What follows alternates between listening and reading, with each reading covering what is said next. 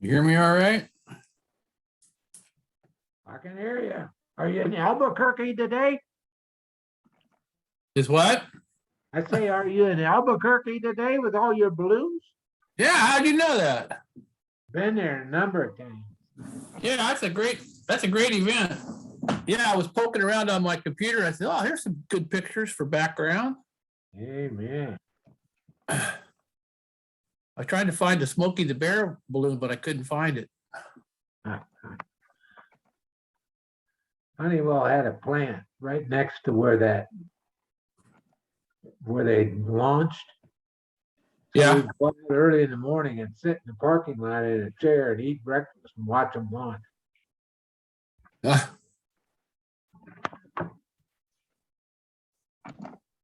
see here. Gotta go. I don't know.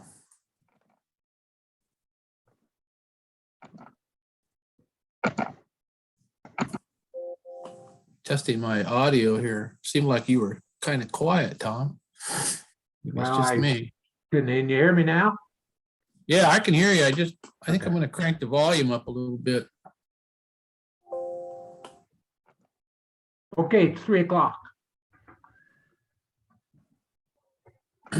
Call to order the Klickitat County Fire District 3 Commissioners Meeting for February 10th, 2022, 1500 hours, 3:00.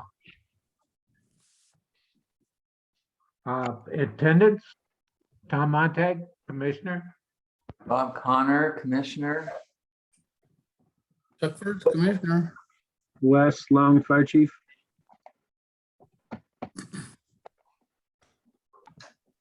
Roslyn Plum, District Secretary. Mariah. Hey, Mariah. No. Okay, it looks like Melinda's with us. There's a few more joining in too. Sorry, it should be coming in. Okay. There will be a public discussion, or we'll allow time at the end for public discussion, 5-minute conversation. If you have it, please hold your questions till then. I'd appreciate it. Thank you. Gentlemen, have you looked at the agenda for today and any changes or recommended? Otherwise, I need a motion to approve it. I move to approve the agenda for the meeting for the 10th of February, 2022 as put out. Second. All those in favor? Aye. Aye, so be it. Okay. We had minutes of the last meeting. We need to approve those. There was a January 13th regular business meeting at 1500 hours, 3:00. Did you have an opportunity to review the minutes? And we need a motion to approve those minutes. Move to approve the minutes. I don't know if, Roz, do I need to say anything about any of the things that I suggested to you or not? Just let it. No, I fixed those and I sent out a revised version to you, Okay, good deal. commissioners. So, but Okay, January move to approve 13th was the meeting date. All right, I move to approve those minutes. Second. All those in favor? Aye. Aye. Okay, Roz, Secretary of Finance report. Okay, one moment.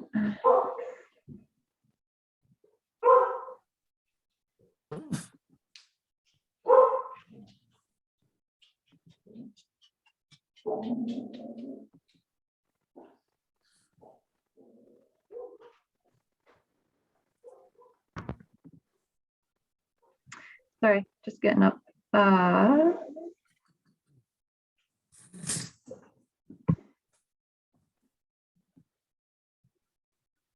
Okay, just let me know what you see. Should be within the green there. We got the agenda on right now.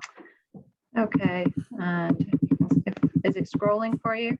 Yes, and you've Great. got your I'm in the right your screen, first sorry. you got your first report on.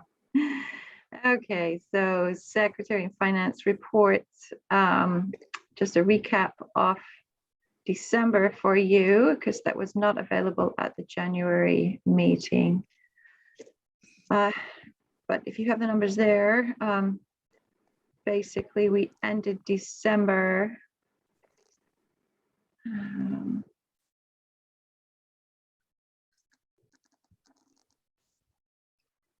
Can you see it? Yeah, sorry, I'm just reading it and it didn't look correct. That's sorry. Ending balance, disbursements, 754, it's incorrect to me.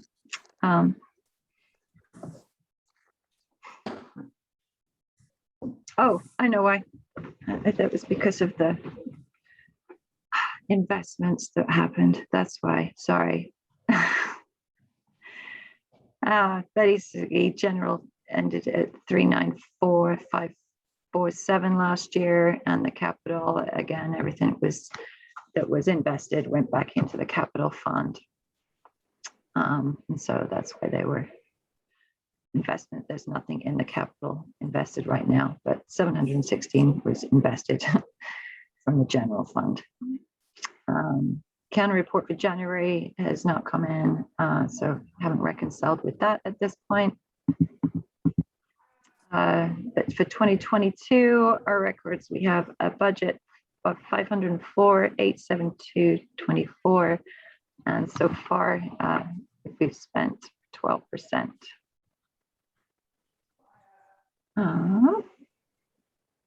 Don't have anything out in the grants. General scripts you should have received, and there was one additional that went out today.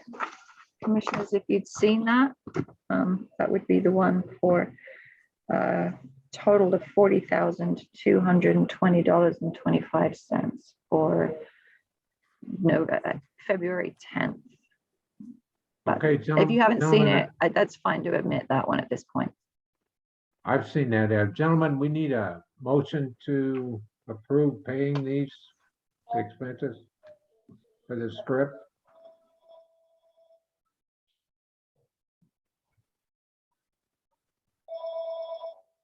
Did I lose everybody? What did you need, Tom? I'm sorry. I need a motion to pay the general expenses script for the bills. As So stated, moved. as Ross has here on their expense So report. moved. I did review those and I'm ready to go. I don't know where Bob went. He disappeared. I approve this, so we can move forward. I have reviewed them as well. Okay, Ross, So that was your second on that one?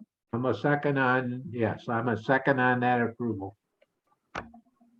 All those in favor, aye. Aye,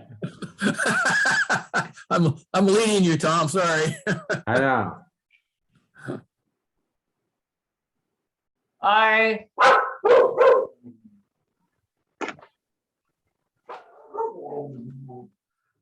Right.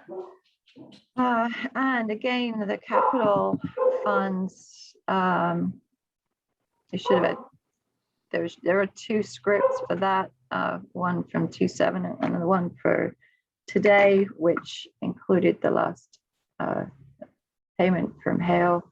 So our capital one should be 137,948.63 cents. If you had seen that one, those bills came in seen it. last night.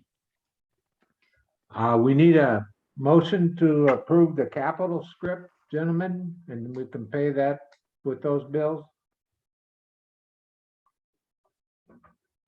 I'll move to approve the capital scripts as described.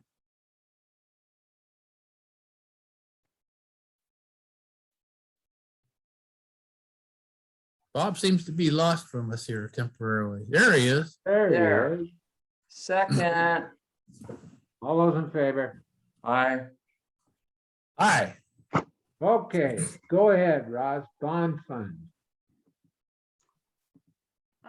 Okay, so I'm just going to keep a running tally on here just for reference. We don't handle it. This is the funds that the county handles. The taxes come in and you can pay down the bonds. So that's the schedule for this year.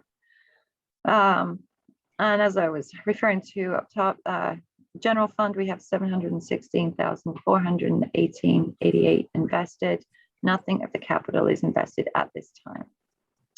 So the reconciliation, Commissioner Connor came in yesterday and covered treasurer's report for December, and the auditor's report January and December, credit cards, petty cash, payroll, general deposits. And then correspondence, I've got 3 new public court requests came in. They're in process. And then current projects for admin are basically, obviously carrying on with Station 32 where we need to help out.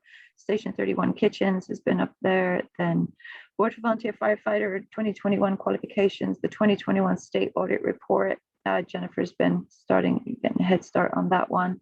And then the 2021 annual report of the district. So that's it for me. I can scroll you down.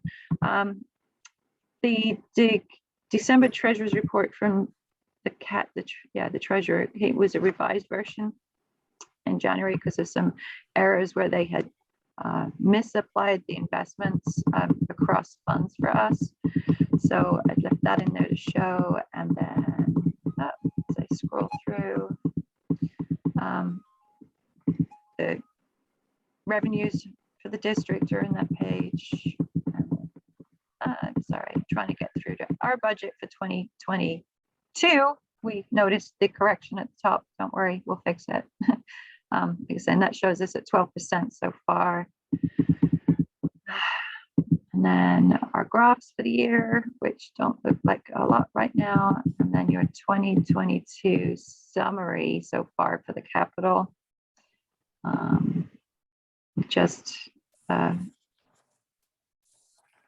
Things are spending down now. So this blue pie piece is obviously getting smaller. So, but if you have any questions on this, please contact me or ask me now. That's it for me. Okay, Okay, could I ask a question, Tom? you bet. I'm wondering, I chatted with Roz earlier today about investing our capital funds that are currently uninvested. And she didn't disagree with me that we maybe could do that. So I'm curious how you and Bob might feel about that. I think even if it's minimal interest, we're smart to keep our money invested until we need it. What you're asking for is the remainder of the bond capital fund? The bond money, right. It's currently not invested, and Right. it came out, but we didn't put it back because we were concerned about, correct me if I'm wrong, Roz, but we were concerned about paying out what we needed to pay out. And so in my discussion with Roz, my understanding was that we could put some money back into investments and we'd still be all right. Makes sense to me, and a good sense, because any amount of interest accumulated is going to be to our advantage. Just to clarify, when those funds came out in November, we did actually submit to the county to reinvest a substantial portion of that, what was remaining at that time. But because of some mix-ups, it didn't get invested. And then we'd made additional drawdowns to mature some of those funds.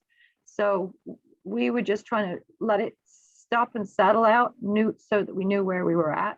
And then I think the dust has settled, and I think it's clear what's available to go back in. So that's why it sat out for so long. It was just waiting to make sure that we were straight at the county's end. So I still Yes. agree with what was said. I think we got to reinvest it. okay. Bob? I agree. Okay. There's your task. Okay, moving on. The next person is the chief and the chiefs and the training report. So if I could, hello, everybody. On Roz's report on her current projects, the kitchen has been quite detailed, so I appreciate her work on that. But one thing we do have scheduled I believe it's Monday is a Board of Volunteer Firefighters meeting, so we can go through those qualifications, which I want to make sure Erica's aware of as well. So let me scroll down to the chief's report. Roz has it up, but I have it on the big screen so I can see it. Is there any questions so far? Anything? Has the board had the opportunity to read it for the month? Read it and I had no questions. Okay. I have read it and I have no questions. Okay, so I think the important thing to talk about is the near miss that I put up on top. I wasn't on the incident, but there was a near miss in the ice, and that is predictable. And if it's predictable, it's kind of preventable. So in talking with Captain Riggleman, they recognize the hazard. The hazard exists, and that's why the reason why they were there in the first place, right? So it was a 2-vehicle collision, one on its side into the snowbank due to the ice just south of Houston. But the important thing to know is they set the scene up well with advanced note or warning to southbound traffic, and they still had what they felt was a close call, the sliding semi truck heading to the engine. So we took the opportunity on Tuesday to talk about that in group. Tuesday's training, we actually had 17 total people there, so it was a good attended. It was attended well. We talked about that, and then we also talked about there was a line of duty death in the region last week with a firefighter, a volunteer in another town, and one of the reasons that it strikes me is because it was a structure fire. They weren't inside the building, something blew up in a barn, and that happens. And so we took the opportunity to evaluate some of the external hazards if you're on a structure fire or something like that, and so on. I wanted to put that in the writing. The only real big ticket items that have changed since I submitted my report on Tuesday is today I put together a short inventory list of the damaged engine and gave that to the insurance adjuster. And so the adjuster is trying to get as much value out of that apparatus as possible. I don't have a particular time on that, but I think this is an appropriate time to ask the board what direction you guys would like in general terms to go with the vehicle. And the reason why is because tentatively I have about an $8,000, excuse me, they're giving me about an $8,500 value, and that's not in writing yet, for that engine. The scrap value is right around $1,300 if the district desired to purchase the vehicle back and sell it to a logging company or something like that. I guess my question to the board is, in order to look ahead between today and your next regular meeting, we'll probably be at a point where they're going to come back with us and say, well, we believe that engine was valued at that. We believe it's going to be totaled. It costs more to fix. And so what I would like from the board, if possible, is your direction on how you would like me to handle that topic. And it may be a different item on the agenda, but it's one of the items that I've been working on in my chief's report. So wherever you'd like that, commissioners, that's fine. Moving on, if I could. I'd like to ask a question about that, Wes. Yes, sir. How much did we have that insured for? It was insured at a $26,000 value maximum. That's what our insurance policy had that particular vehicle set at. Of course, they're not going to want to pay, but the insurance adjuster is trying to help me through a process to get as close to that as possible. Does that make sense? We're a long ways away at $8,500 to $26,000. That's why I asked that question. Yeah. The process is, it's really the exact same process if we have an accident with our personal vehicles. They're only going to pay so much based on value and so on. So Yeah. Let's see. Okay, the second part of that question would be, I think you were asking us to give consideration of what we do in the future. If we wanna, if we buy it back or whatever it is, can we get more money selling it, or is it better off to let it go and let's take our money? It's my recommendation because of the age of the vehicle that we have, we expect the insurance company to total it and come up with a value for that and purge ourselves. The time and energy it would take to sell a fire truck with the cab crushed is, I don't know if you want me to expend that or not. I don't, So, you know, but I'm only one of the three here. right. How about this? Is it fair to say that because of the dollar value, I wouldn't be breaking any policy? When we get to that point, I poll each one of you, and then if you guys agree to authorize me to make final decision based on your individual knowledge of the numbers, or if you expect to get, I mean, that would be an official action of the board. I don't want to get sideways there. I'm just looking ahead. We can also probably plan on tabling it, the engine piece, to finalize in the March meeting. The insurance company today said they weren't in a huge hurry. So if that also could be an option as well, to just put that on your agenda for your March meeting and let them know that, you know, we won't get a final answer from the board until March. We could do that as well. So, but moving on with my report, a couple significant items just so everybody's aware of. I mentioned in item number 7, I don't know why I put that in apparatus fleet, but I was and have been working with the citizen within the city limits on smoke complaints and such. I'm not directly following up on those, or certainly we don't have any authority, but the citizen has, I've been able to give them some contacts and work through some smoke complaint issues, which with springtime just around the corner, I expect that to come back into the forefront again. And the community as a whole, that's a topic the community needs to address. So it's not the fire department, but we're involved because it's people burning outdoor vegetation and so on. Other than that, I don't see Eric Bosler and I working on a letter, and I have yet to get it finally finished. I gave him a draft. He came back to me with a wonderful recommendation, and we'd like to reach out to the superintendent of the schools to re-energize the fire district's activities within the schools, fire safety surveys, CPR instruction for kids, and long-term planning, which is part of our, which is a small part of our larger goal to get recruitment retention with our folks. Is I'd like to jockey ourselves into a position where we can propose to the school district initiating a small fire cadet program. Now, I found that on some old documents where that was a priority at one time, but I believe we're getting close to where I can get some interest from the school district through a school sanctioned program. So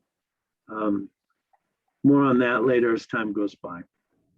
I do have an opportunity, as I talked to Commissioner Wirtz the other day, on Monday, I'm going to be attending a class which I've received an invite in another fire department in Battleground. And the title of the class is Culture Class. And I've learned stuff through some research that I've done that I believe is going to directly benefit Fire District 3 in terms of us setting and reinforcing our value and mission statement, and how our members integrate into the department and future stuff. So I'm really excited about that. I'll write up a summary of what I learned when I'm completed with that. we've been actively working with training. And so in the last month, we've had some very good fire attack drills. Benjamin actually has offered and invited us to utilize their small facility down in the port. And so that's becoming a huge asset. So we've done some fire attack drills. We did another round on Tuesday. And honestly, we've learned that we just need to get out and get our hands dirty. We've got, I call it the COVID dust, because when you've gone a long time without hands-on, putting equipment on, putting on SCBAs, pulling lines, correct hose to the door or tools to the door, flowing waters, running the pumps and stuff. So I'm pretty excited. Folks did a really good job on Tuesday, and we're going to expand on that. We did also some multi-company pump training, which the application was again on Tuesday. And the result of some of that is we weren't waiting for water, didn't have pump issues. So that's good news. Apparatus inspections. And then one of the mandates for the fire department is annual CPR cards. So we're working with Captain Gilmer to get that rescheduled. We postponed it due to the spike in COVID, and we're hoping that those numbers will drop and we can get into the truck bay, if nothing else, in White Salmon, and get our CPR refreshers completed. And then of course it's still winter time, but it is time to start thinking about wildland training for those that need refreshers. And then we have a few folks that need initial wildland training, so I'll be working through that. And so I'm working on the region's fire defense community project associated with Klickitat County. And then Chief Fonseca and I have been doing a lot of chatting about organization, admin, and training. At this point, or lastly, I'm going to share our door prop with the city of Benjamin. And so we're going to probably take that down to the training grounds to allow them to utilize that tool for training as well. Are there any questions? Did I miss anything important to you? Comments, gentlemen? That's good, Chief. Thank you very much. End of report. Okay. Moving on then, ongoing business. Do we have any personnel issues or discussions today? I didn't see any on our agenda, but I'm just asking. If not, we'll move on to the policies. What about policies? Same thing, Ross? We're okay. The next item on here is the bond. Let's get an update from our project manager. Bob? I'm here. You caught me with potato chips in my mouth. Can I have the screen, please?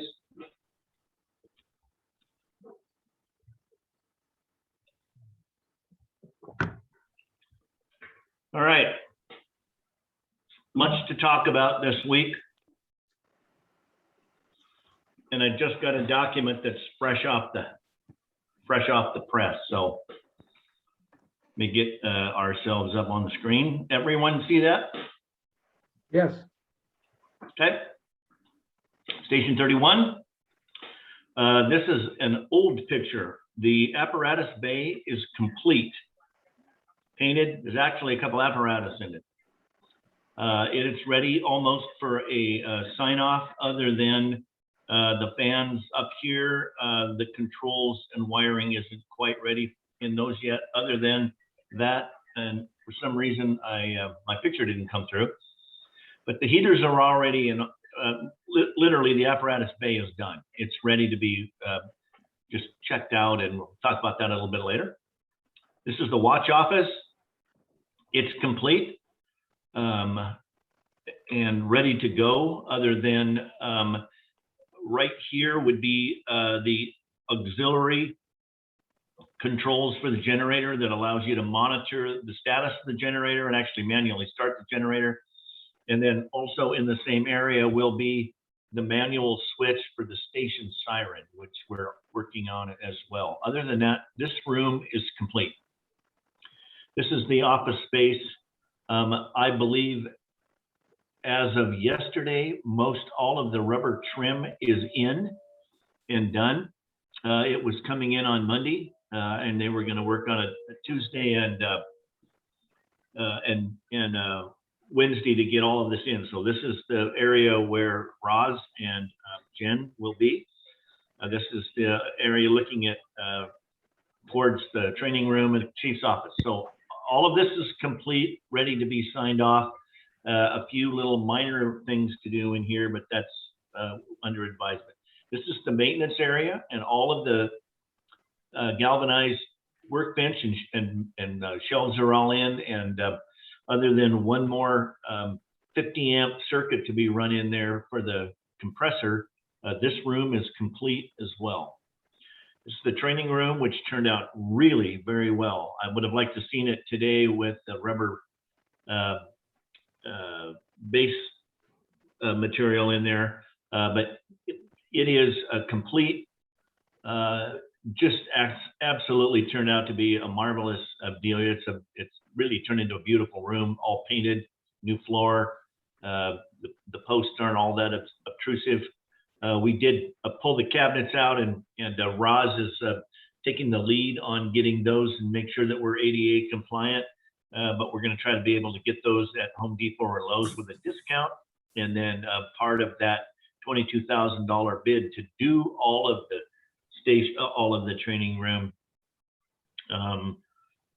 with Hale Construction includes the installation of ADA compliant countertop, both upper and lower cabinets for this. So that's kind of in the make as well. Everything else is done. You can see there's all new switching in here, all new lights.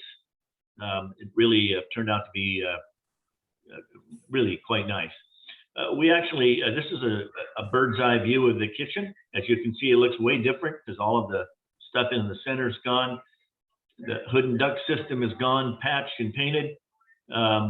It too is ready for countertops and appliances that will be ADA compliant, and the gas furnaces, which actually sit on this wall right over here, the gas stoves and hoods. This is the gas line for those. Those will be connected to a solenoid that actually shuts off when your pagers go off. And I think we've had that discussion before.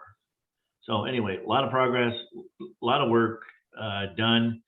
On the outside, we have the bollards in that protects our posts and protects each one of the door spaces. That's done. Down at the other end down here, we have our new water fill for the engines is outside of here. I didn't get a picture of it. The radio tower is partially in and ready to go. We're working on getting the last of the openings in here for the antenna leads to come into the IT room and be able to disseminate them out. You can see we've got another several new yard hydrants on it. I believe the chief's going to talk about this. This is the HVAC system that handles the west, east, hallway, kitchen, and all that. And it decided to end its life. And I believe Chief's going to talk about that a little bit later. This is just a note that this little box that's down here on the ground has propane, it has water, it has sewer connection, and it has electrical and a data line for the future mobile home, manufactured home that will sit here in the at some point when you are ready to staff the station on a more consistent basis. Everything is run here and ready to go on site. Just a view of the pond, even after all of the rain and after all of the snow and what have you. Again, we're well below the effluent line. It's perked quite nicely, and actually we're starting to see actually our all of the material that we planted is already starting to grow here. So I believe Chief's going to talk about that as well. DOE was here and spent some time, and and looked at the compliance things and so on and so forth. Our only hitch at station 31, of course, is power. And so we made a decision. There is a similar panel that looks like this, that's a 400 amp service that's in the boiler room that would be removed, and the new 600 amp service would be placed in with these large shutoffs. Our last word that we got Wednesday was they don't even know when they're going to be manufactured, let alone shipped. They said the 1st of February, and now they don't even know. So we're currently still kind of limping along on the existing power. Well, this panel that sits in the boiler room, right next to it is the new panels for all of the new electrical we've put in. And we made a decision, and they made a jumper into the old system to heat up, as it was, or electrify the new systems. So we will have power throughout most of the building. So there'll be heat, there'll be lights, they'll have the ability to be able to move in and get to work. At some point when the new 600 amp service switching gear comes in, there'll be a 2 to 3 day shutdown to remove the old, put in the new, and get the PUD to put it in. So even though we have a plan that kind of circumvents the blackout that we currently have, and we'll be able to move forward with checking out and being able to move in partially, or for the most part, about 3/4 as much. We now have a plan, and they had already executed a lot of it to make it work and heat up the panels throughout the apparatus bay and the west end of the deal. So we do have a sign-off schedule that we talked about Wednesday at our meeting. We're going to do a walkthrough maybe as early as next Wednesday. If not, it'll be the following Wednesday. We will develop a short punch list because most everything is done. Our intent is to very shortly thereafter have a temporary occupancy permit, and hail construction will be done and turn over the majority of all of Station 31 to us until such time we make that power transition. Any questions on Station 31? None. Okay, we do have the SCBA compressor is on its way, and we determined that we needed a larger circuit into the maintenance room where that's going to be, so that's in the process. As of yesterday, all of the stainless steel decon sinks are in, so that room is very close to completion as well. The SC or the PPE washing machine, I can't remember what do you call it? It is The extractor? the extractor, thank you, is sitting on its pedestal waiting to be hooked up with the plumber, which was supposed to happen either today or tomorrow. So that would be ready to go. All of the security locks are in. Again, Roz is working on getting us the last of our needs for cabinets to be able to get in and make the 2 kitchens work.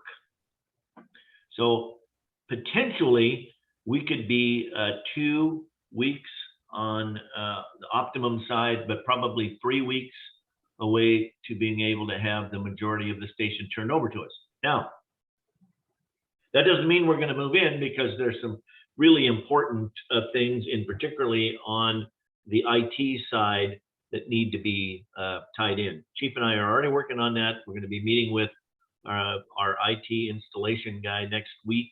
I've already ordered some patch panels and a number of other things to expedite that, because you're going to need phone and power and internet, both from hard lines on the Cat5, but also wirelessly in the building, and all of that needs to be wired up before anybody starts moving in. I do know, based on yesterday's meeting, the chief is working on a move-in plan, and he may speak about that a little bit later. Station 32. Okay, as you know, we're in this process of assessment, evaluation, and design alternatives, and basically coming up with a price to turn into our insurance company for us to get a green light and move forward. So let me, just as a kind of a reminder here as we go through, I don't know why I'm going backwards. Oh, darn, what am I going backwards? All right, let's go forwards. There we go. There's our missing roof. There's another picture which you've seen before. This is the part that is the new portion.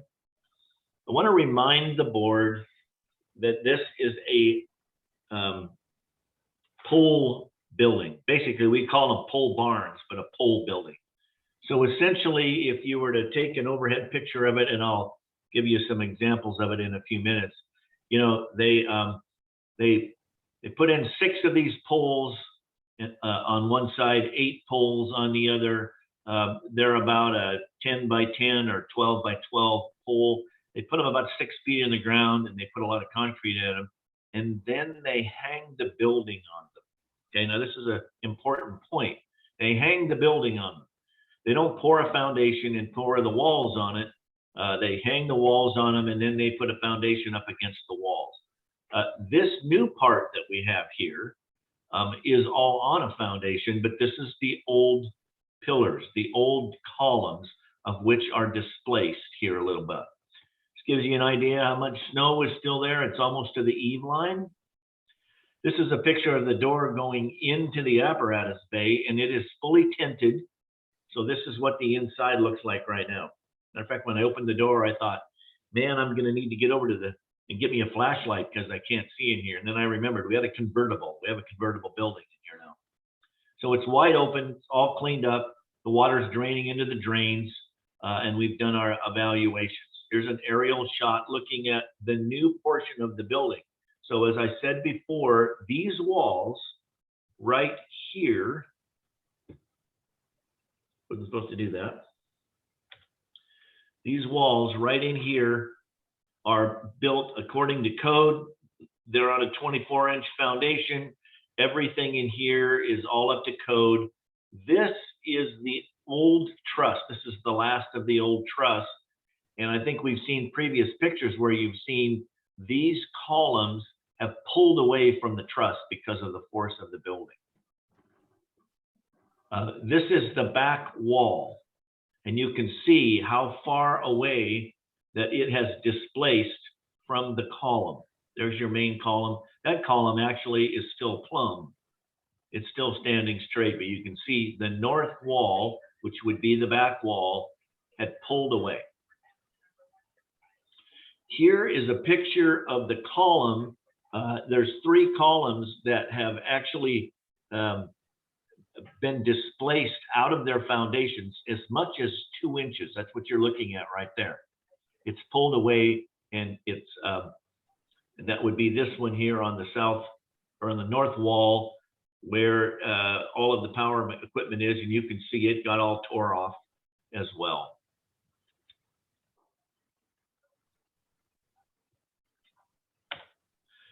This is Jeff's measure to show, or his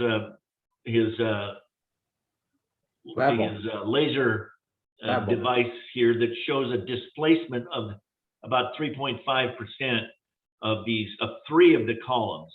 So obviously, not only are the walls damaged, but the actual structural members, which are these posts, these columns, have moved as well, which creates, they can't be replaced, they can't be put back, can't be dug up, so on and so forth. So let me tell you what the plan is and where we're going with this. So this is the original 1976 building. Those columns are here and here and here and here and here. These are the ones that are displaced. This wall here is pushed out. These areas right here, as you're aware, were built in 1991, and it's probably because of these buildings that these walls didn't actually pancake out. So these walls actually aren't displaced because of the later construction that held them. This wall is pushed out and has to be removed, has to be replaced. Well, so one of the things that we did, this is the new portion here. So one of the things that we did is we drilled holes all the way along here to see what the depth of the concrete was. On the average, it's 7 inches to 9 inches, which is actually less than you would actually pour nowadays for a regular pad, let alone the fact that there is no foundation under these walls, because structurally they're hanging on these columns.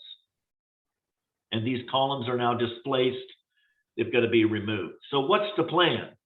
Well, the plan is that we're going to cut 3 feet in on these walls and dig it out and pour 24-inch stem walls, foundation walls, and we're going to build a 2x6 wall right against these walls all the way along inside the building, which means we lose about a foot, 6 inches here, 6 inches here, 6 inches here. There'll be no wall here. These columns actually will be removed. These will all be removed, but that's the plan. Now, you say, well, okay, that sounds good to us, but what is the contract, or what does the insurance company say? Well, I think the commissioners have been following my emails and my texts to them, and I've been regularly and as late again as yesterday, having a conversation with Nicole Johnson. She is the building consultant for the insurance company. I've been shipping her all of this information, all of the engineer's drawings and so on and so forth, and she's fully in agreement with what we want to do and how we want to do it, because she understands we can no longer hang trusses on these walls that are sitting on 7 inches of concrete. So she's in full agreement with it, which is great, because the insurance company is going to rely entirely upon her that she approves our design. And I've been feeding her all along. She's very happy with the detail that we're doing. Okay, so I just got in the email the estimated cost of the majority of the costs of what Hale Construction believes to be the amount of work and detail and cost it will be from a mechanical standpoint. That's heating, ventilation, air conditioning replacement for the damage, electrical to remove the panels and replace those, replace the lights that were damaged, because there were all new lights already in here, already new electrical in this building. All of that ended up at the dump. And plumbing. So we have those, and we also have the estimate for the roof, which is about $90,000 to replace the roof. So what I'm going to show you is the proposal that's about a few minutes old. So what we're saying is that under general requirements and all of Hale stuff, they're all on this page in here to the tune of about $53,000. The roof is going to be about $97,000. Finishes is about $10,085. Plumbing is $15,000. And the grand total estimate is about $375,202 to rebuild Station 32. That does not include the architect's fees and the structural engineer fees. And I just saw those, and there are additional $24,000 between the two of them. So we're roughly in the neighborhood of $400,000, which is about 50 times more than what you originally paid for the building, but it is what it is. Any questions on Station 32?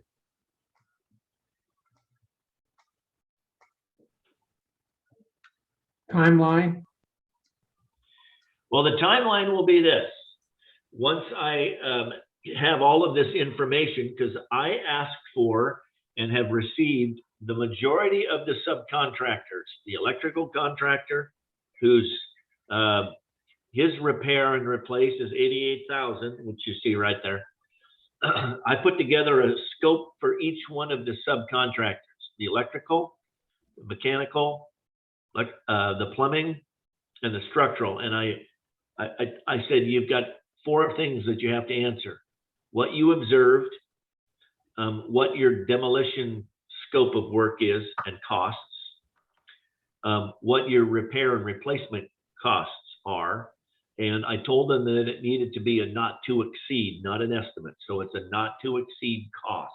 So that's what you're looking at, is a not to exceed $375,202. I have built a matrix that will include all of that scope of work with all of that detail. That gets forwarded first to Nicole Johnson, a building consultant, and I've already got her hooked up. When she gets back from Chicago at the end of this week, it'll be one of the first things that she'll see next week. And she'll review it, and she may have some questions. If not, she will forward that to the insurance company, and the insurance company will give us a green light to go forward. Dana indicated that it would be mid-April, probably, before he is done, and we would be able to sign off.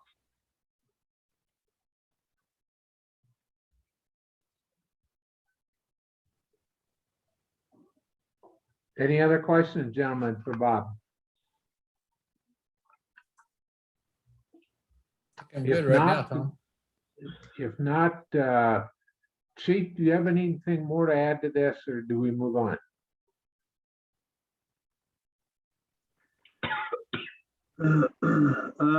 Bob's just for the group, Bob's organizing this in a way that I believe is clean for the insurance company on the claim. It justifies all the actions of each contractor, and the contractors were very, very good. And I too just learned that Bob just received these. I anticipated them to be coming in tomorrow, but they swiftly got their numbers together, and I'm pretty happy about that.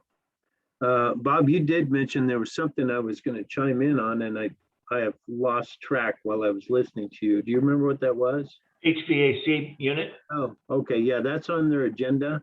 Is that? Yes. Hold on. Stand by and make sure it's not on the agenda. Okay, No. I made a mistake. Okay, so procedure question for Roz. Can we deal with that? I know I have spending authority. So how about we do this? I know that the board has authorized spending authority under the contract, or excuse me, the bond. But I want to make sure that I have the approval for out of budget. So let's talk. I'll just give you the information. I've shared with the board the price quote to repair and replace the HVAC system on the south side of 31 that has failed.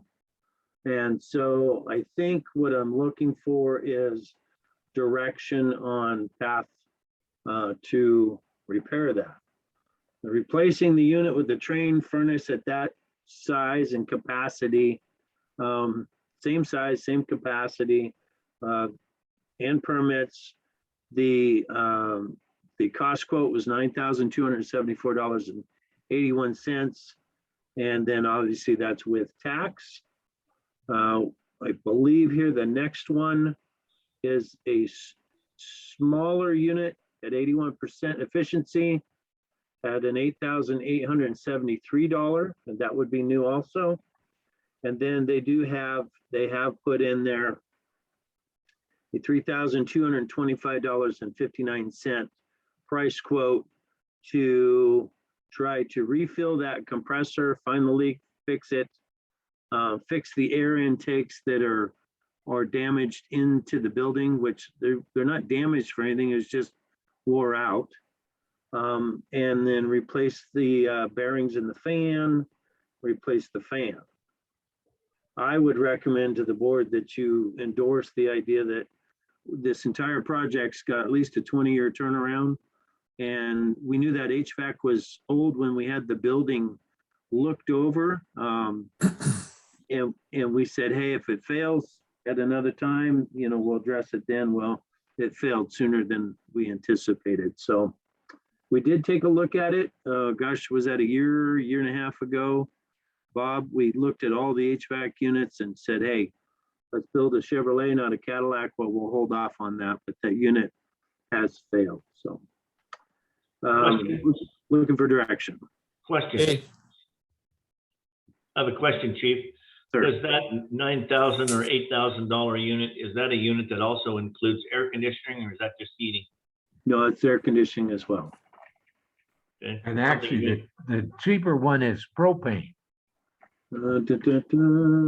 which would be in the Yes. long run cheaper for us to operate. Right. Oh, forgive me, I missed that. Yes.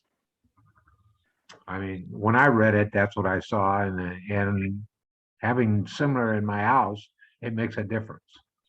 I guess the only question that I had was, when I looked at that, is whether or not we've thought the apparatus bay, decon area, and that area of the building that it feeds needed to be air conditioned.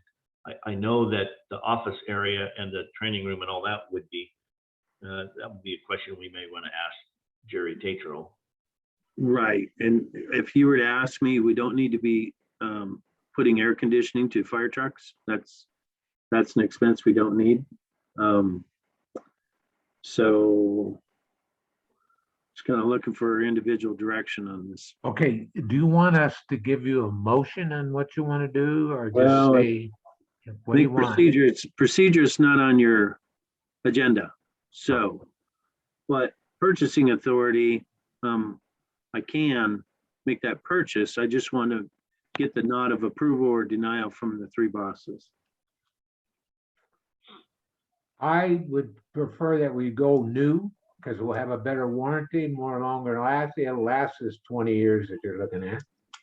Because there was a comment made in that proposal that I read that said in rebuilding the old one, you can't be 100% sure it's going to work for very long, and there's a lot more complications. So my recommendation, suggestion, position today would be that we go with one, either the $8 or $9 grand one. I don't have any preference. In my mind, if it was me buying it out of my checkbook, I'd buy the propane one. But you and Bob need to talk about it when figure out what you need. And as far as paying for it, if you need a motion to give you authority to have the money to do that, we can do that. Gentlemen, what's your position? well, I have a question. I'm a little Sorry. confused about the air conditioning discussion with the apparatus room, because the apparatus room heaters are totally separate from this. At least I thought they were. They are. There was two. So what is that all about? But this also serves that wet. Which zone was that again, Bob? It was zoned out by the design. Well, it would be the drawing room, the washing machine room, the storage room, the old bathrooms, kitchen, mechanical Yes. room, and the west hallway, and decon. Okay, well, I'm going to go on record saying I don't really see any reason not to air condition those spaces. It makes sense to me. Not air conditioning the apparatus room seems like it's a whole different subject and doesn't really matter because it's not part of this. So I would go with air conditioning unit. I would prefer to see us use propane for a fuel source over electric, because I believe we have better control and better use of our money. I'm not sure. I'm not a big fan of electric heat and all that. So anyway, I like the propane unit, and I'm just throwing it out there. I'm kind of like Tom. I like propane, and we have better control over ourselves. We have our propane on site. If we're doing our job properly, we should have plenty of fuel to keep it going. Power goes Sustainability. out, we have no way of doing anything. Commissioner Connor? Okay. Oh, I'm set. I've had considerable issues with HVAC here at my own home. And based on that and the fact that I don't know a whole lot about it, I am not in favor of a duct tape baling wire approach. I think if we're going to have that new building, we need a new unit. The patching that stuff up together, it'll come back and bite us, you know where, in maybe another year, 6 months. I'm not aware of a propane unit versus an electric unit, so I can't speak to that. But if there's a cost savings there, then I think that should be looked at. So what I'm saying is I'd like to see us proceed with, forget about repairing any of that stuff. Let's get a new unit. I don't know if we need to air condition an apparatus bay, but we certainly need to air condition the administrative staff areas. I was out there the other day when it was 65 degrees, and the poor gals in that trailer, you know, it was hot in there. So I don't know about, again, air conditioning apparatus, but I want to air condition my administrative staff. Okay. To clarify, thank you, to clarify that that unit's not intended to serve the truck bay, and I was mistaken on that. So the truck bay stands alone on itself. That's fine. It's okay. I just wanted to be sure I was on the right path there, Chief. Okay, so So, I've received your individual preferences, and I will notify for option 2, propane lease, less expensive, propane new train. can I ask a question about the optimizer thing? What's the deal with that? I'm actually writing up a question about that right now because I'm not familiar with what he means either. You can get some clarification on that and let us know. Okay. Okay, anything else on the bond project and the collapse project and the heating project? Anything else we need to talk about there? Mr. Chairman, the only other thing I would tell you is that Brian Snur is a little behind in getting us our 3 addendums. We talked about that at our last board meeting. Hale Construction and Jeff have asked for addendums to their contract, stating that the Station 32 collapse be considered separately, and we're doing that, and we're saving all of our documents and all of our invoices in that manner. The third one was one we talked about earlier, and I mean, really, to some degree, I think the board knows it'd be a crapshoot to try to figure out how we were going to address the liquidated damages. I mean, technically, as of 4 days ago, we should be charging Hale Construction $150 a day for liquidated damages because he's at the end of his permit thing. But all of the reasons why we wouldn't do that is because all this stuff is out of his hands. He can't manufacture electrical switching and cabinets and windows and doors and all of that has made them all delayed. And we understand that, but we think Chief and I believe he's been very, very diligent in trying to keep up with as much stuff as he can. But all along, and I think Commissioner Montag and Commissioner Burtz have witnessed enough his frustration and trying and so on and so forth. So for the sake of the auditor, because we contractually said that would happen, that we would start liquidated damages on February 6th, that we need to do an addendum to address that. Now, what date we may shoot for, we may shoot for just mid-April and hope that happens. But again, that's kind of a crapshoot, but that's coming down the line. Both Jeff and Dana are anxious to have those, wish they had them before we got too far along with the Station 32 thing. And we're just waiting for Brian to give us a green light on what I submitted. I submitted addendum language that we'd used in the past that Brian had drawn up, and just had kind of just changed a few things and sent it on to him and say, hey, is this all right with you? But I've not heard back from him.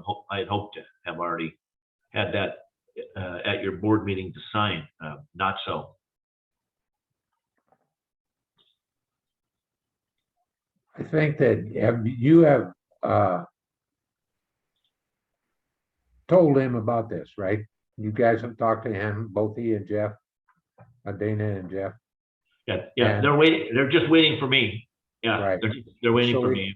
we have the old handshake gentleman's agreement here that it's in process and they will see it, and some date will be selected in the next foreseeable future. I think the most important part, Mr. Chairman, is that the board has already discussed this at our last meeting, and that we have an understanding at the district level on our side of the contract that there are all sorts of things that have happened outside of his control that makes really that portion of the agreement to be kind of null and void at some point. However, for Roz's sake, who is going to face the auditor at some point, we want to make sure that we have that firmly documented and everybody's got ink on that agreement. So when the auditor said, why didn't you start charging them? We've recorded and documented that. I'm having a Yeah. senior moment, Roz. Did we say something in the minutes from last meeting about that? That we had discussed that? I saw you shake your head, yes, so you've answered my question. The reason I'm asking that is that if an auditor comes in, we can show him our minutes that we did discuss it, and it was beyond his control, act of God or whatever you want to say, and beyond the control that he had, and that we were in agreement that we would extend that time when our legal counsel provided the paper. And we've done it again this time. So if we get it in this minute, that last month and this month, we should be in a position that at least we have some documentation that defines our position. Yeah, so it's under, it has its contract is in your last minutes, and it shows the discussion on that, and that from the district's perspective, you are concerned about the overrun, and you're concerned about making sure that it was going to be a set date. So yeah, we will continue that, and I think we should be good with the audit. Okay. Any other discussion with that? Either Bob or Wes? Tom, I hate to be, maybe I'm just having a senior moment here, but I'm not sure I'm clear on what we're doing here, so. Well, what I was trying to say is we've established that we've discussed this. We realize that our counsel hasn't come forward with what the documentation we wanted, but we've discussed it in last month's meeting, this month's meeting, and then we've decided that after discussion with our contractors and our architect, that this is beyond their control, and we realize Correct. we're going to extend that the requirement to a different date. Now, that date has not been established, but it will be within the next week or so, I would establish, if Brian gets back to us. Then we And can. the requirement is what? Pardon? What requirement are we talking about here? I swear, I think I'm Well, the lost. requirement for the $150 a day for them not having. to Liquidated work- damages. Yeah, Yeah, our contract said that 240, that his certificate of substantial completion was due in 247 days. And Understood. then, yeah, and which was in January. And then he had, I can't remember the number, but so many days for him to do his punch list and complete it and sign it off, which I think it was an additional 2 weeks, but we were somewhere in the neighborhood of about 280 days from the time he signed the contract that he had it to be done. Right. Right. Well, we had 43 or so change orders that added 17 and a half days. That moved us to Right. February 6th, would have been that drop dead date that you should have started signing or charging him Okay, I uh, understand now. liquidated damages. Okay, well, I remember talking about it last month, but what I got out of our discussion so far is that we need to come up with some kind of a date based on your analysis, I guess, and that's. Yeah, I want to it be- will. I think it's real easy to be able to do Station 31. We'll be able to say, maybe 3 weeks after the punch list, which we'll all be there to walk through. He'll say, it's going to take me, 10 days to do all this. And then we'll go through and he'll sign it off. It'll be ours. We'll go after a temporary building permit. But 32s is just a crapshoot right now. We don't know how long the insurance company will take to give us a Right. green light, and then blah, blah, blah, blah. So Absolutely. that extends out the contract, I understand what you're saying. So is there some point once we do the substantial completion with the 31 end of it, is there some point where we could cut off 32 as far as the existing project goes, and we start moving forward strictly on the rebuild end of things? Well, I don't think so, because they're all tied into the same contract. They're all because they're kind of welded together there, whether we like it or not. Yep. Got you. Okay. So I'm sorry if I'm holding everything up We're here. holding- Okay. Any other comments on that?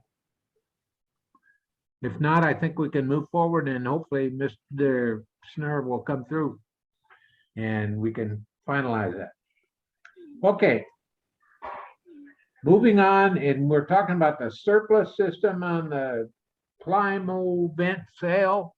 Wes, I think is who that can address that. So I reached out to Camas Valley Fire Department, small rural fire department, who actually multiple times contacted me, said they were interested.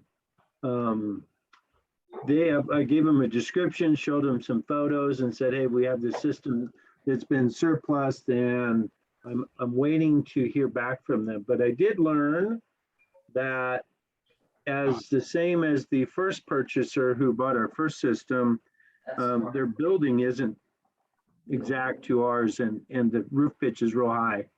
So he was going to go back and brainstorm, see what it would take to install. So to answer the question, have we sold it? Based on the surplus writing, the answer is no, not quite yet. We'll continue to try.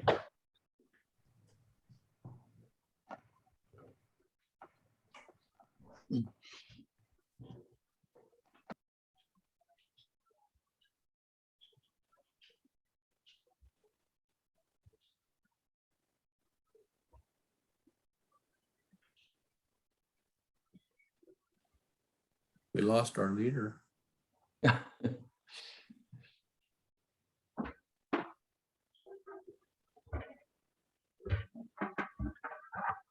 Okay. Any other comment on that subject? The next one is out of district billing. Ross, do we have any update, or is it still pending or just Yeah. moving on? That's just in a holding pattern. So, Okay, the next item is the ambulance. And I think we talked, but didn't we finish that one the last meeting, or is that still ongoing? We did. Commissioner Wirtz wanted it to remain on your agenda, so if you'd like it to stay there, that's fine. If not, we came to conclusion on that. It was a sentiment that everybody said, hey, we bought it, it's paid for. I put out the directive to use it, and it's not costing us a ton of money, so I think that was a conclusion. Okay. Any comments on that? Me. That sounds good to me. I just thought that, either do it or either use it or get rid of it. It sounds like we're going to keep it and use it. That's fine with me. I think that's a good way to go. Go. We take it off the agenda? Sure, go ahead. Ross? Okay, next item on here is new business, and I don't see any listed there. Do we have any new business? If not, I'll move to public discussion. You have 5 minutes. If anybody's got a comment, we got 5 minutes to talk about it. Hello, good afternoon. This is Sherry. Earlier in the conversation, Mr. Merritt had mentioned something about the Department of Ecology visiting and that the chief would inform more on that. I would like to hear more about that after I'm done with my comment. So also, I wanted to follow up on concerns and put it on record of what plumbing goes into your rain garden. I have concerns as the property owner that the water rains into of what will be put into that rain garden, and whether or not an oil water separator will be put in there, because your bays and your decon room will be going into that rain garden. So again, I'm just putting it on the record. In the future, I don't know what you'll be draining in there, and I have concerns. Also, with the generator, I would like Mr. Merritt to let me know why the decision was made to move the industrial propane generator from the alcove of the middle of the building to 5 feet from our property line. If he could explain that to me again. And on the record, I'm expressing that I have concerns with the noise level. Your industrial generator does not have a sound wall. It is placed less than 50 feet from my residential home. You will be starting it up every month. That will be very disturbing. Also on record, I am stating I have concerns with the air quality that will be coming off the generator when in use. And your decision to move it close to a residential home is very concerning, why you would make that decision. So again, I would like the chief to explain why the Department of Ecology was visiting and what was said, and what is the outcome, and what will your department be doing about the outcome. And also, Mr. Merritt, please explain why that generator was moved to the new location. And also let me know who in the county approved that moving of the generation location from the initial plans. Thank you.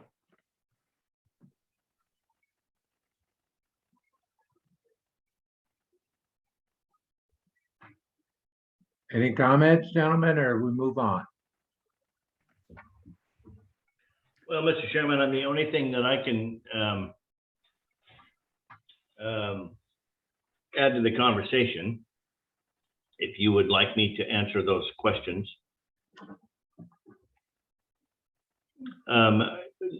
When the original design for the generator, it was in fact in the design drawings in the alcove. And based upon my experience in the previous 10 fire stations that I've built, we advised the architect that it couldn't be in there because it was close to the HVAC. And I had actually built a fire station a few years ago and inadvertently put the generator too close to the intake or the HVAC. So when the generator was running, it was pulling carbon monoxide fumes into the building. So having said that, I advise the architect in general terms that it needs to move. That was the only input that we gave them, and it needed to go somewhere else and not in the alcove next to the HVAC unit, which you're now talking about replacing. So other than that, we have no other, Chief Long or anybody else in the district has no other input into why they put it there, other than from a cost standpoint, it was the shortest run for all of the electrical conductors that have to go into the mechanical room where the big panels are and back, and all of the controls, which have all been now attached to the side of the building. It was a considerable savings for them to put it there for that purpose, was to be a cost saving as opposed to trying to run it up the wall, over the roof, across the roof, and then back down over. That's the only input that I know of. I would just probably suggest those answers would probably need to be fielded by the architect and the civil engineer in terms of why they put it there. Because Chief and I don't know, we've asked the same question. And secondly, in terms of a short answer as to who permitted that, again, the district's position has been, we do not have the expertise. I do not have the expertise. Chief Long doesn't have the expertise. Roz doesn't have the expertise on any of those things. So the district has invested a significant amount of money in professional engineers and architects and contractors to design this for us and to design and submit drawings, specifications, and what have you that were submitted to the county for which they permitted. So from a district project manager standpoint and from a board position, I would assume the board would agree we counted on our professionals and we counted on the county's review of our plans and subsequent issuing of a permit, which gave us a green light to build in accordance to that. That is about the level of expertise that we have. We counted on our professionals, we counted on our building official to tell us right, wrong, or indifferent, whether all of the things that we did met code. And so we had no really input into that. We counted on their professional advice and their professional design and the permitting process to move forward. So I don't believe that the district has technical documentation or answers to satisfy that request. And I believe that those that designed it and those that submitted it and those that approved it and stamped it and those that gave us a permit, probably the most accurate level of folks that could answer those questions. I can't, I know the chief can't, Roz can't, I know the commissioners can't, which is why you've spent a pretty significant amount of money on engineers and architects and the permitting process. That's my only input that I have towards that. Okay, thank you, Mr. Merritt. I appreciate that. So again, I have concerns of why it was placed by the architect in the alcove, and then you did ask for it to be moved. So I guess I will be having to follow up on that because again, you have placed an industrial generator close to a residential home, as close as legally possible to the inch, 5 feet, close to our shrubbery. The fumes may or may not be toxic to us. I guess we wait to see. The sound will absolutely disrupt our lives. And I'm very concerned about why it was moved to where it was moved when the architect initially put it in one location. And if you're replacing the HVAC, we'll move your HVAC. Don't disturb the neighbors. Don't blow us out with an industrial generator. Who wants one of those next to their house? Raise your hand. Because that's, and why isn't there a sound wall? That's ridiculous. At least have given us the courtesy of a cement sound wall. And also, I'd still like to hear the chief's position on why Department of Ecology came and what their investment or investigation was and what is the department going to do about it. And oh, by the way, I sent a public records request in for the manufacturer's instruction in installation guide for your generator, because that is what the county said they're going to evaluate it on. So I would, again, if there's a public records record for that, Roz, did you get that? I haven't received confirmation on that yet. Roz Okay. received it and she's nearly complete. Okay, all right. So what about the Department of Ecology? What's the update on that? Commissioner, permission to answer? Go ahead.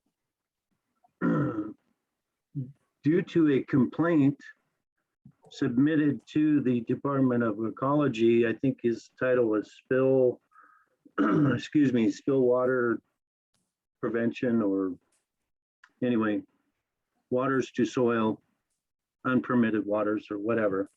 A complaint was filed to the Washington State Department of Ecology about our rain garden.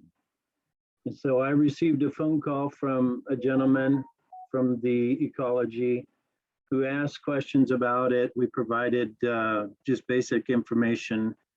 And then at that time during the phone call, I explained to him that it was a permitted system designed by engineers, permitted by the county, and so on. And then I proceeded to invite him to Houston to look at our rain garden and the water systems, the water catch systems, the drains in the fire station. I proceeded to invite him to come see them for himself. In addition to Station 31, we invited him to see the catch or the rain garden at Station 32, because another complaint and or question has been brought up several times why they are different. Well, I can't answer that question. We've provided those public records requests. So the visit from ecology I have not received, but I do expect a written summary and finding or follow-up from ecology. And if in fact they our system was installed incorrectly, they're going to let us know. And I don't have that documentation. Happy to share it when I get it. Other than that, it was an invite on my behalf, on behalf of the fire district, to the state to come see the rain garden, see how it was installed, and go from there. We did take the opportunity, and I showed them the building. I showed them what was inside the building. It's a fire station. It's not a manufacturing facility or repair facility. We don't dump things down the drains. And so he wanted to know what happens inside fire station. So I explained it to him. One question that came about in the complaint was the decontamination area.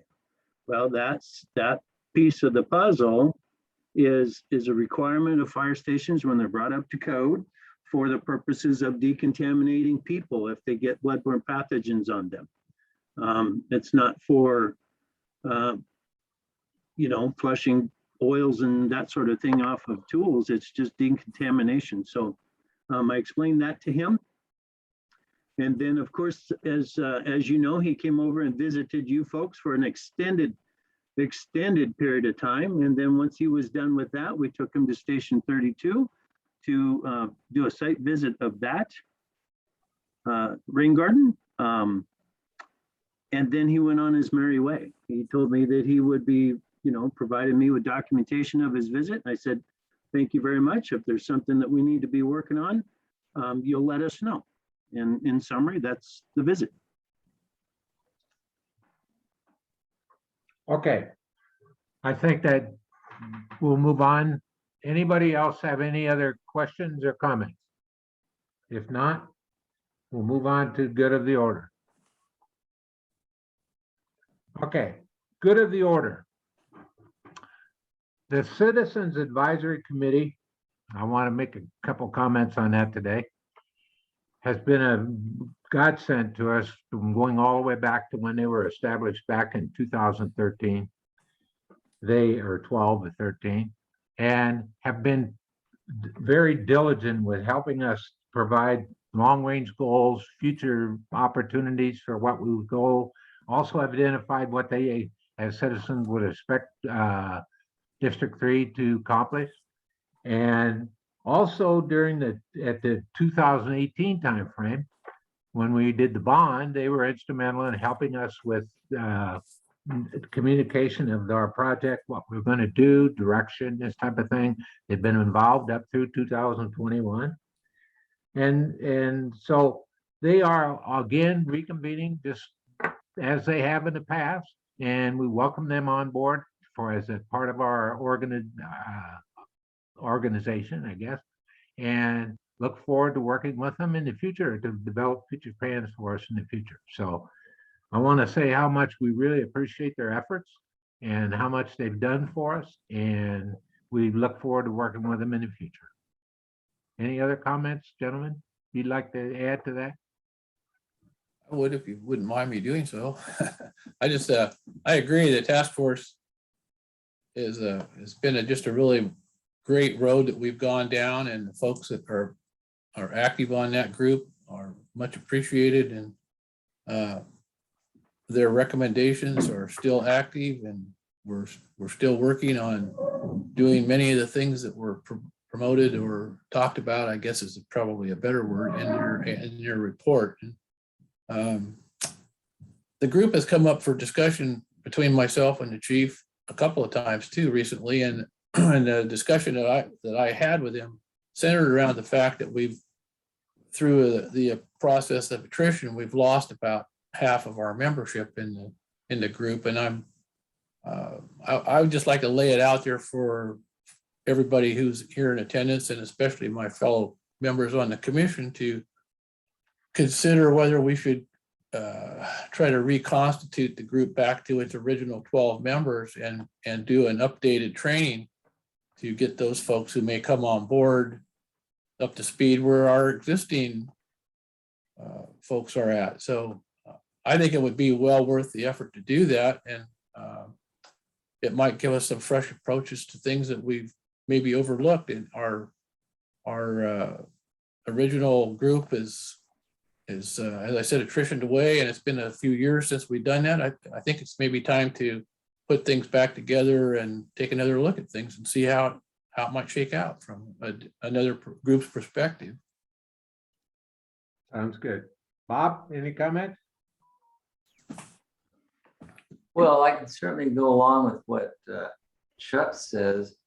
I think we're very fortunate to be a public organization that can get organized comments from our citizenry that we represent. I think it's great we have them. I want them to continue, and it wouldn't hurt if we could make some efforts to bring in some other people that might have other comments.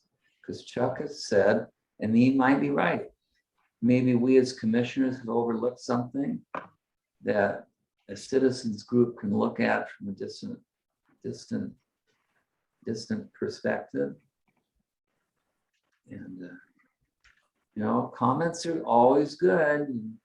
You learn from everybody you interact with somehow. So Chuck, yeah, I go along with what Chuck said about the citizens group. Commissioner, may I comment briefly? Yes, sir. So in light of the conversation, thank you both for bringing it up and all three talking about it.